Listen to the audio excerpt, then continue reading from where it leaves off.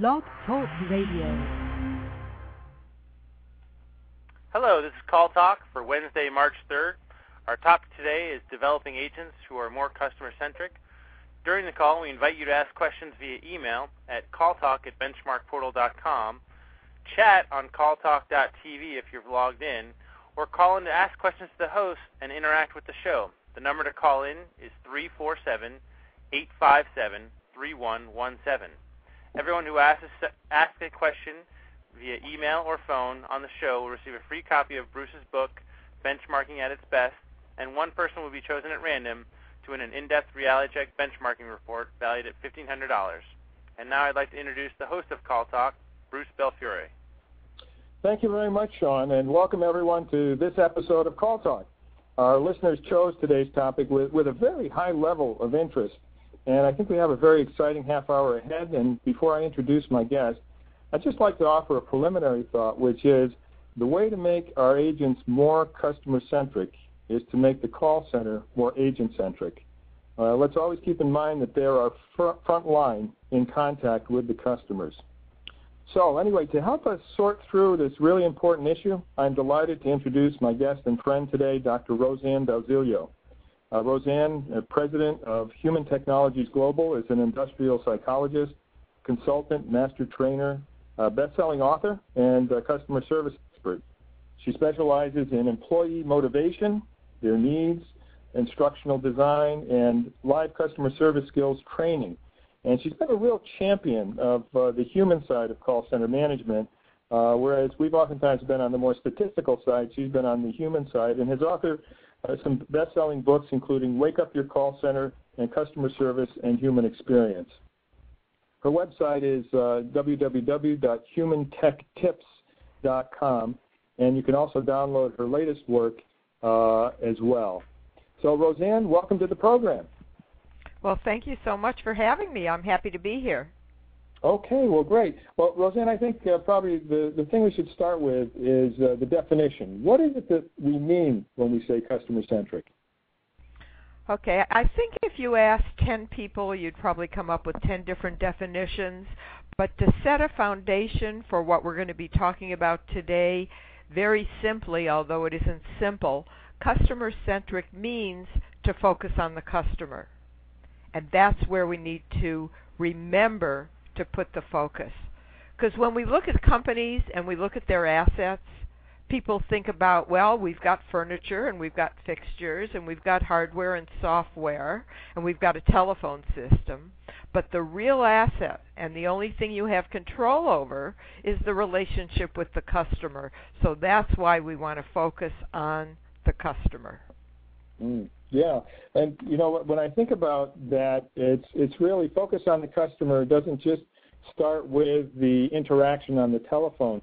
One of the things that I've found is in centers that are very customer-centric, it starts at the top and sort of starts at the beginning, doesn't it? A mission statement that I remember seeing was something like, I'm paraphrasing now, but make every call a courteous, complete, loyalty-building interaction that helps create members for life. This was for a membership organization. And, you know, this was plastered up all over the call center and was something that they learned from the first day of training. And there were also visuals up around the call center with one of them that I do recall very well was treat every call as if it were the first, last, and most important of the day. So sort of having high-level, mission statement level, management example also being very important in this, I think is really important. Where do you think it all begins, Roseanne? Well, I agree with you that it's a top-down construct, but I think to create the right experience, to really be customer-centric, companies need to really take a look at things like their mission statement. And the one I like, and I'm just making it up, but the one I like is an organizational approach that starts at the top, and it's to meet or exceed customer expectations. Mm-hmm. Right. Because we want to keep the focus on the customer. And I like what you said about the visual, but one of the things I like about that, I'd like to say, treat every call the only call of the day. Imagine what it would be like, what you were doing, talking to somebody, as if that was the only call you had to talk all day long. It would be very different than if you had to meet your metrics for X amount of calls a day. Okay. Let's see, Roseanne, you're breaking up a little bit on us. Sean has confirmed that he's having problems hearing you, too. Would you be able to call in again? I can call in again. I just adjusted some of my... does any of this help? Does any of this help? I'm adjusting the speaker microphone. It's still kind of breaking up, but Sean, what do you think? Yeah, you might want to call in again, I guess. You think, yeah. Okay, I'll call. Well, I think it's gone now, whatever that noise was. I was hearing it, too. Is this better? Yes, it is. Yes. Okay. Very good. Sometimes the technology, we always say in call centers it's people, process, and technology, and sometimes the technology gives us a little bit of a problem. Okay, great. Yeah. So I want to make sure that you heard. Did you hear what I said? I think you heard what I said about your visual. Treat every call if it were the only call. If I knew I only had to talk to one person a day or answer one email a day, I would have a very different attitude than if I knew I needed to get off that line and another call was coming in or there were 10 calls in queue. So I would like to treat when you're talking to one customer, that's all that's there anyway. Right. Okay, and I think that's really important, and including that in training is just so key. I'm also just very aware that our audience today is really managers, and the things that I like to make sure they have as takeaways from the sessions are what can they do and what are they responsible for. So as you were saying, Roseanne, I think anybody here who doesn't have a mission statement that really does underline the importance of customer centricity ought to take a look at that mission statement again, perhaps rework it for their call center. It doesn't necessarily have to be for the whole enterprise, but for their call center, and really make sure that it's the yardstick against which they make major decisions. And I've seen that happen. You probably have too, Roseanne, where, in fact, I was in a call center just a month ago that previously did not have mission statement. They went through one of the College of Call Center Excellence courses and came up with a fabulous mission statement, which is now being taken to heart by all the people there, and which really indicates that there's a high level sort of dedication to this idea of customer centricity. Yeah. I think that the caveat is that to create the right experience, companies have to make a fundamental shift. We're going to have an argument here, from managing the numbers to managing the relationships. Yeah. So upper management needs to support the customer service initiatives. It doesn't just begin in the call center. It has to start in every department, has to have a buy-in so that everyone is in alignment on what is our mission statement, not just the call center's mission statement. What is our overall customer centricity philosophy here at the XYZ company? But again, the feet and the mouth don't always go in the same direction, so the call center is the front lines that has the pulse of the customer that needs to reinforce and send it back up if it's not coming down right. Yeah. No, and I know that in the past you and I have sometimes had some lively conversations and slight disagreements over what's more important, the numbers or the people. And of course, we end up saying they're both important. And I think that one of the things that I've seen too in call centers, and it is under control of the management, is what are the tools that you put in the hands of agents so that they can be customer-centric? In other words, we were responsible for training them, yes. We're responsible for recruiting them, and maybe we could talk a little bit more about that in a minute. But we also have to make sure that when they're sitting there on the front line, that they have the tools so they can make customers happy and they can satisfy them. And sometimes we need to take a hard look at our knowledge management, our knowledge base, the applications that they have to struggle with, and make some decisions about changes and about how it is that they can give a more customer-centric experience by making sure that they can pull in the resources of the organization, of the enterprise, to actually deliver that customer-centric experience. What are your thoughts on that, Roseanne? Okay, I agree to a point with what you're saying. I think there needs to be balance. I think that the human is what gets lost in the process. I have all the right equipment. I have all the right rules and regulations. I've memorized the script. I know what's expected of me. But where's my wiggle room to really take care of Bruce, who's calling in and really needs something? And it's interesting. I don't believe in coincidences, and I happen to be reading a book right now. I'm only at the beginning of it, and it's called the Clue Train Manifesto. I don't know if you ever heard about it, but it's all about the Internet and the global conversation and the power of it as the Internet was coming into being. And something jumped out at me yesterday when I'm at the beginning of it, but it said, learning to speak in a human voice is not some trick, nor will corporations convince us they are human with lip service about listening to customers. They will only sound human when they empower human beings to speak on their behalf. Mm-hmm. So it just resonated for me. We're not taught to be creative as children, except within certain parameters. And the same thing, I think, in the centers. I remember years ago, one of the airlines that I'll not say who it was, they had empowered, another one of those words that needs definition, have empowered their agents to give away or give up to X amount of dollars to keep a customer happy. So they knew what their parameters were. Mm-hmm. However, if they gave away the top amount, they were not reprimanded for it, but they were questioned. Now, if I'm questioned because I gave you $50 credit because I felt that would keep you as a loyal customer, and I got called on the carpet for it, how many times am I going to keep doing that before my job's at stake?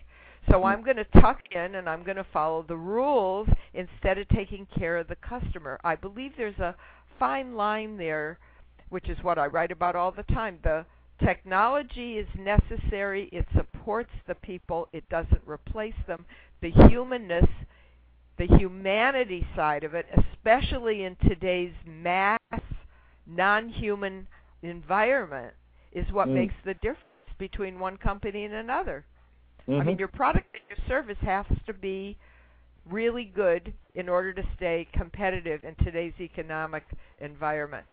So the differentiator is the service that you get through the center, through the email, through the web chat, whatever is your channels of communication. The relationship with the customer, I believe, is the differentiator. Right. Okay. No, I think we can agree on that, and that means really having the capability to do the differentiation and making sure that the agents know that this is a differentiator that's going to be good for the enterprise and for their job and for the customer, and making sure that senior management knows that you need to have the resources to do it. And as you said, not to sort of with one hand and take away with the other. In other words, say, okay, we're going to be customer-centric, and we're going to give our agents the leeway, but not really. Let me give you an example that I think is just fabulous. Do you know the company? What's that? Oh, go ahead. Sorry. Do you know the company Zappos? Yes. Okay, so I decided I wanted to buy a flip cam. And I Googled it, and Zappos came up. That was my first introduction to Zappos. I called up to order the flip can, and I wanted to know how soon I would get it because I was getting ready to go out of the country, and I wanted to take it with me. And she said, well, I'll tell you what, I'm going to overnight it to you.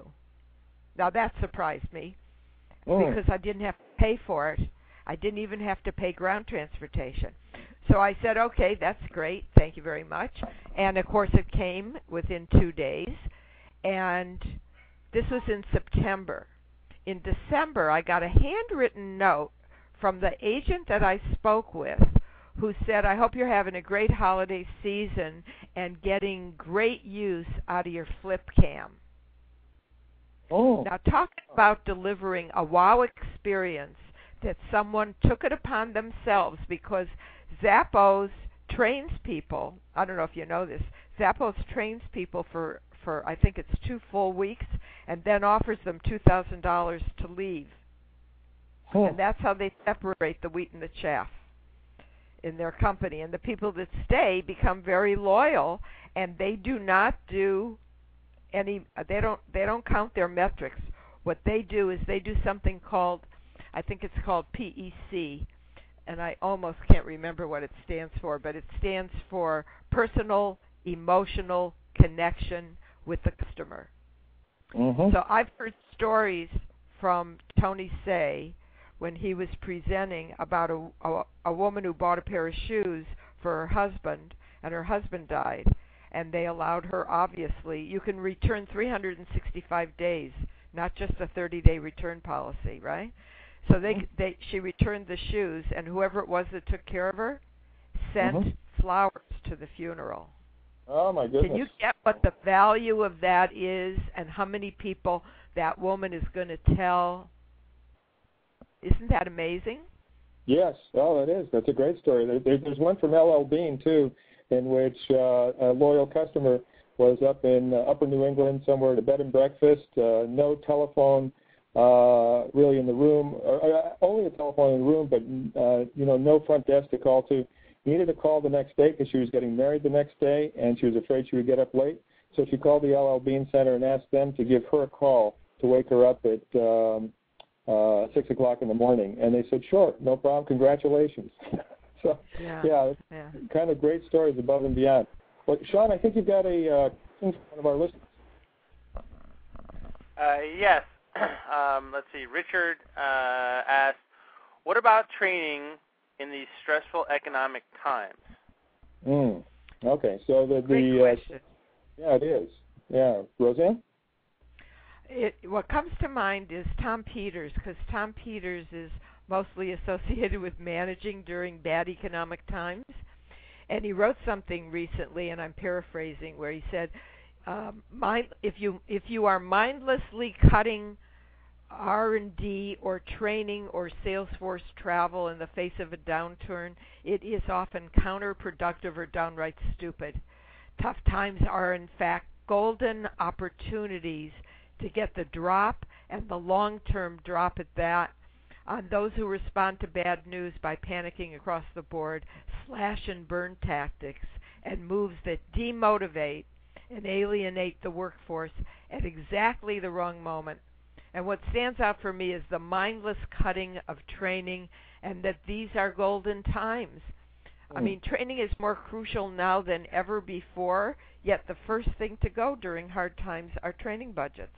And I think it's a grave mistake.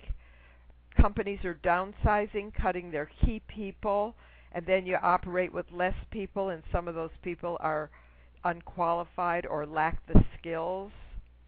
So it really upsets me when I hear about people's training budgets being cut, because we're going to come out of this.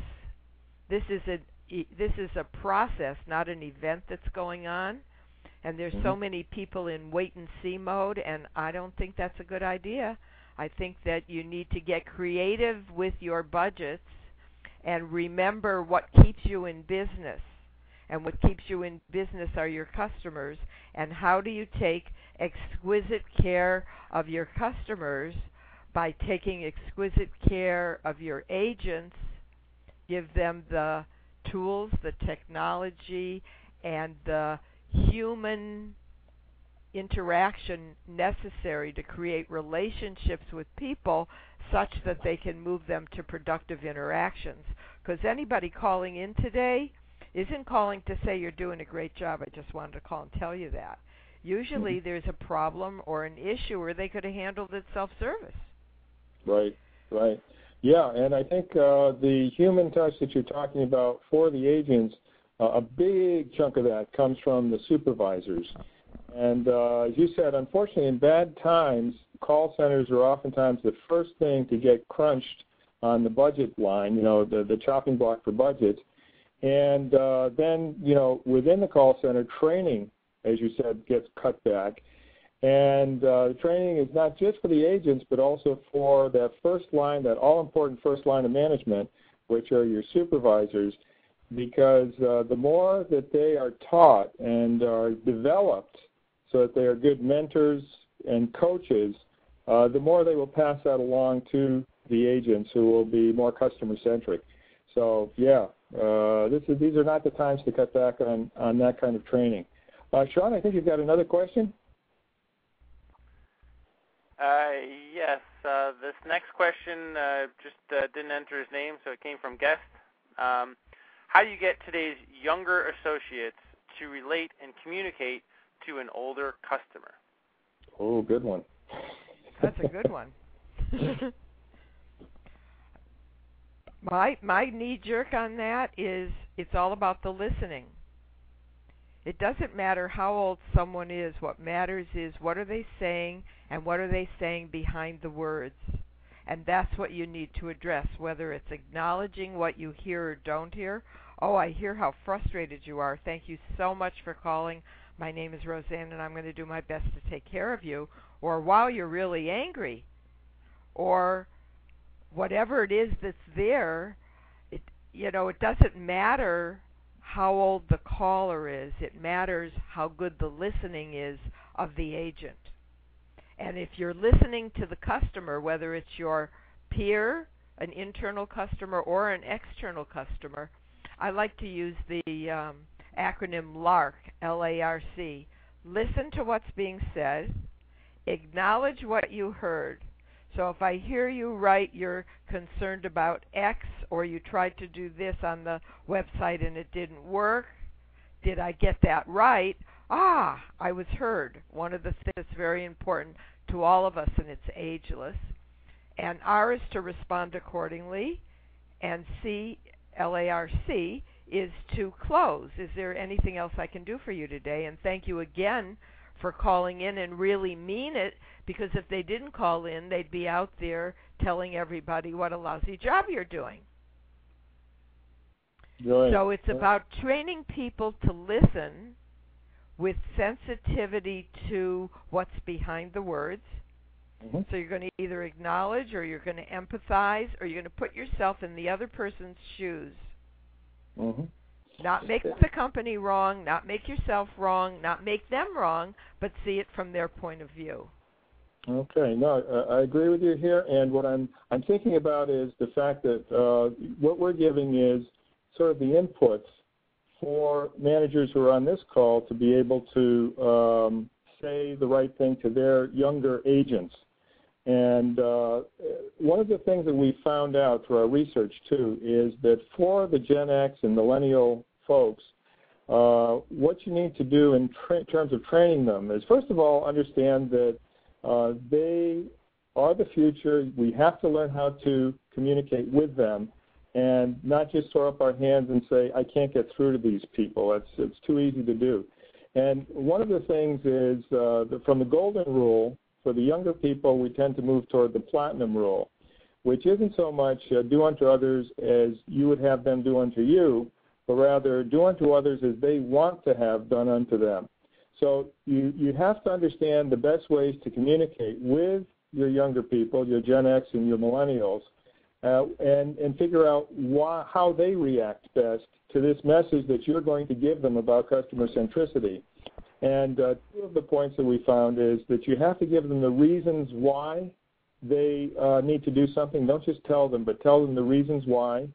Another thing is, if it's possible to tell them what's in it for them, that's good. So, for instance, if it's a sales setting and they'll be more successful in sales or upsells, or simply in terms of their quality scores, let them know that by taking your advice, they will in fact be more successful, and that's the reason they should do it. And then the last thing I'd say is to use sample calls. In other words, with a call with an older person on the phone, with sometimes the difficulties that includes, give them an example of a bad call and a good call. and give them, I'm not saying the cartoon, but give them the actual example that they can relate to rather than just telling them about it. Okay, that's my thoughts, right? Yeah, that's a great point. Role-playing, we're not born communicators. We're born talkers. Communication is something that is taught to us in a training. How to establish relationship with people. How do people imbibe information? What are the representational systems that they use? And then speak to them in their language so that you're on the same page in sync. And the only way that I know to have that really stick is experientially, through role-playing, through immersion, through me being the worst senior citizen that you've ever experienced and trying to stump you and see where you go with that, and then put in corrections accordingly, and then the supervisors and the managers mirror that back to the young people. Mm-hmm. Okay, good. Sean's got another question for us. This question came from Molly. How do you balance average handle time goals with treating every call like it is the only call? This is something that our call center is currently experiencing. Tough balancing act. Roseanne? Well, it goes back to the very beginning here. What are you committed to? Are you committed to the numbers, or are you committed to the relationship with the customer? And somewhere in the middle, do you need to know that number? Yes, you might need to know that number. I think you'd be surprised at how many companies don't measure that any longer because they found they were shooting themselves in the foot. Mm-hmm. And that the agents were going for good stats so they'd get good performance reviews at the expense of customer satisfaction. Mm-hmm. And what we want is to be customer-centric. To be customer-centric doesn't mean, I just noticed how long we're on the call, I need to close this because I'm outside of my parameters. Or do I stay with this call and take care of the customer, who is a human, who is a person on the other end of the line, and go for the important stat of first call resolution so that we don't get repeat calls, so that we don't have to worry about somebody escalating a call because they didn't get what they wanted because I needed to get off the phone. Mm-hmm.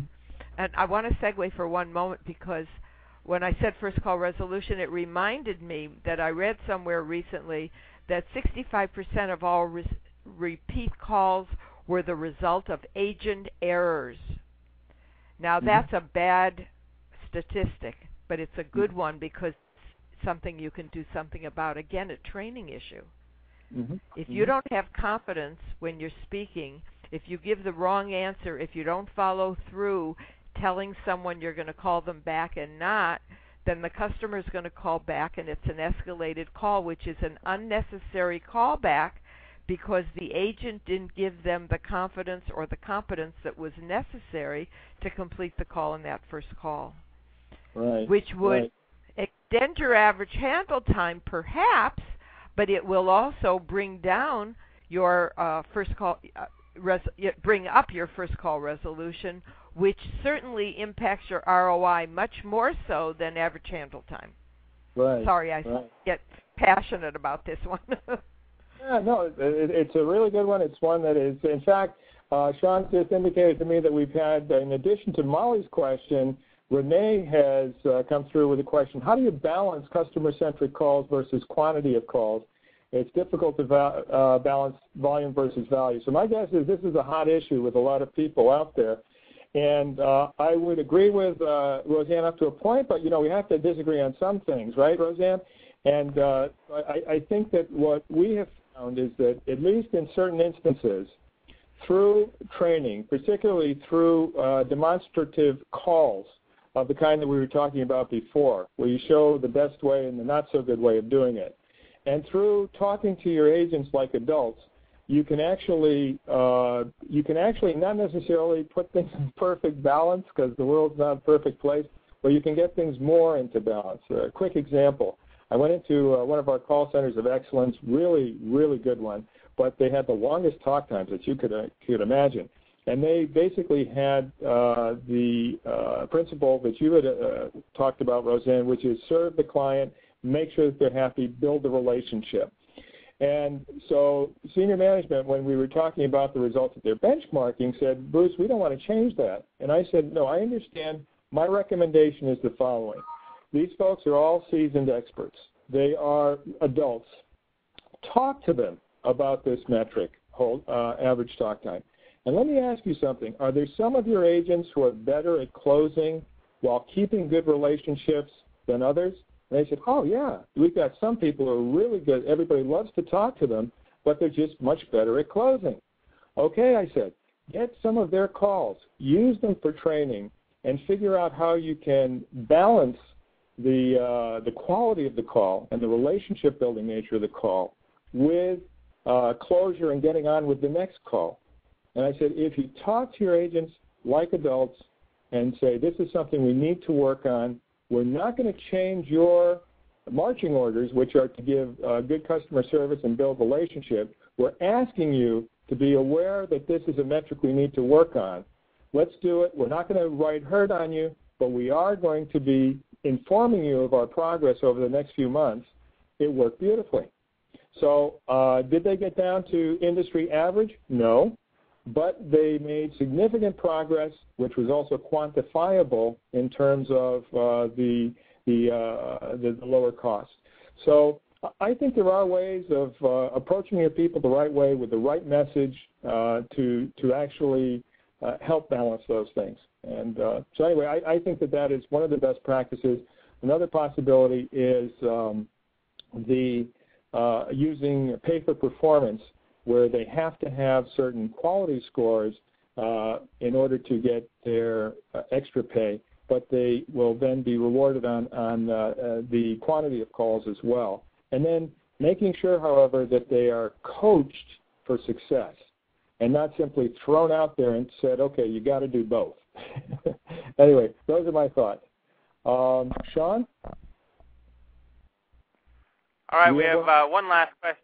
We have time for one last question. Tracy asked, earlier you mentioned talking about selection tools. Can that topic be addressed?